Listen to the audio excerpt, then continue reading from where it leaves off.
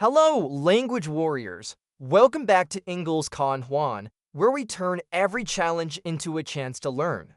Today, we've got a story that's equal parts hilarious and inspiring, perfect for anyone who's ever felt lost while learning English. Meet Tom, a Londoner who's about to face the ultimate test, navigating the underground during rush hour. But here's the twist: this isn't just about trains. It's about how every delay, every wrong turn, and every awkward chat with a stranger is a golden opportunity to master English. So sit back, relax, and let's dive into London train trouble. And hey, if you enjoy this, don't forget to hit that like button and subscribe to Inglés con Juan for more adventures in English. Tom was your typical Londoner, always in a rush, always glued to his phone, and always late. It was a chilly Monday morning, and he had exactly 30 minutes to get to work. No problem, right? Just hop on the tube, and he'd be there in no time. But today, the Underground had other plans. As he swiped his Oyster card and dashed down the escalator, he heard the dreaded announcement. Due to a signal failure, all trains on the Central Line are delayed. Tom groaned. Not again, he muttered, already picturing his boss's disapproving glare. But here's the thing, my friends, delays aren't just annoying, they're opportunities. Opportunities to listen, to observe, and to learn. And that's exactly what Tom was about to do, whether he liked it or not. He squeezed onto the platform, surrounded by a sea of grumpy commuters. To his left, a man with a thick Cockney accent was grumbling to his friend. "Blimey, mate, this is a right mess, innit?" Tom blinked. Blimey, innit? He'd heard these words before, but never really understood them. Tip number 1, slang is your friend. Words like blimey, which means wow or oh my, and innit short for isn't it, are part of everyday British English. Don't be afraid to listen and learn from the locals even if they're complaining about trains. Tom decided to strike up a conversation. Excuse me, he said, tapping the Cockney man on the shoulder. "What does blimey mean, exactly?" The man chuckled. "It's like saying you're surprised, mate." "Like, blimey, this train is late." Tom smiled. "Cheers for that," he replied, feeling a bit more confident. Cheers, another classic British word. It doesn't just mean thank you, it's a way of life here. And just like that, Tom had learned 2 new words, all because of a delayed train. See, every setback is a setup for a lesson. But the adventure was just beginning. After what felt like hours, a train finally arrived. Tom squeezed on, only to find himself squished between a Scottish tourist and a woman with a posh accent who was loudly discussing her weekend plans. The Scottish tourist turned to Tom and asked, "Deacon, where this train's headed, pal?" Tom blinked again. Deacon, pal. He was pretty sure pal meant friend. But Deacon? That sounded like a different language altogether. Tip number 2, English has accents as diverse as its speakers. From Scottish to Cockney to received pronunciation, each one brings its own flavor. Don't panic if you don't understand every word, just focus on the context. Tom guessed the tourist was asking if he knew where the train was going. I think it's heading to Bank," he replied. The tourist grinned. That's the one, That means yes in Scottish English, another word for Tom's growing vocabulary and yours. As the train rattled on, Tom's phone buzzed.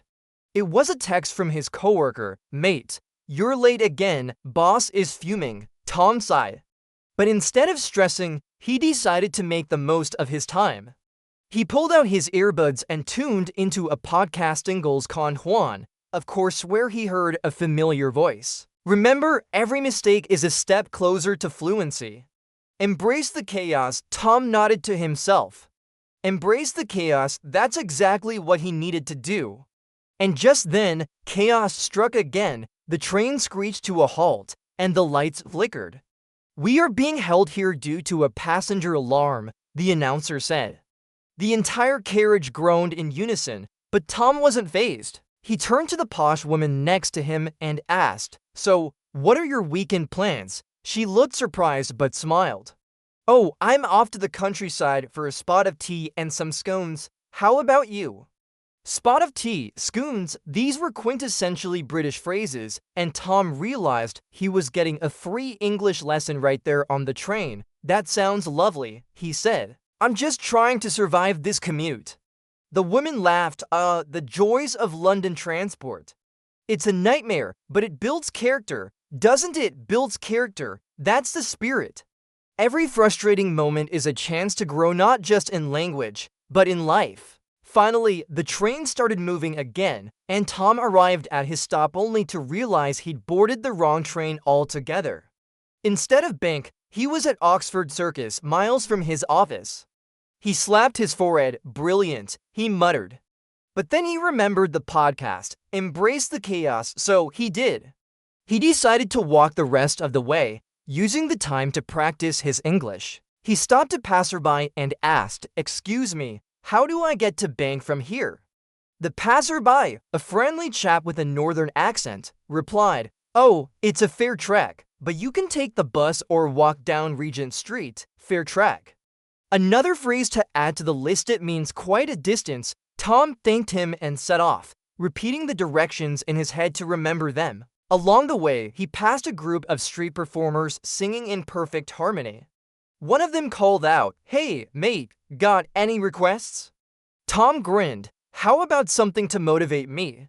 I'm having a rough morning." The performer winked and launched into a lively rendition of "Don't Stop Believing." As Tom walked, he felt his spirits lift. He might be late, he might be lost, but he was learning. Every step, every wrong turn, every chat with a stranger was making him better at English and at life. When he finally arrived at work, his boss was waiting, arms crossed. "Tom, you're an hour late. What happened?" Tom took a deep breath and said, "Well, sir, I got lost in London, but I found a few new words along the way." His boss raised an eyebrow, then chuckled. "All right, get to your desk, and next time, try to get lost on your own time." Tom smiled. He'd made it, and he'd learned more in that chaotic hour than he had in weeks. So, what's the moral of the story, my friends? Learning English is a lot like navigating the London Underground. There will be delays, wrong turns, and moments when you feel completely lost.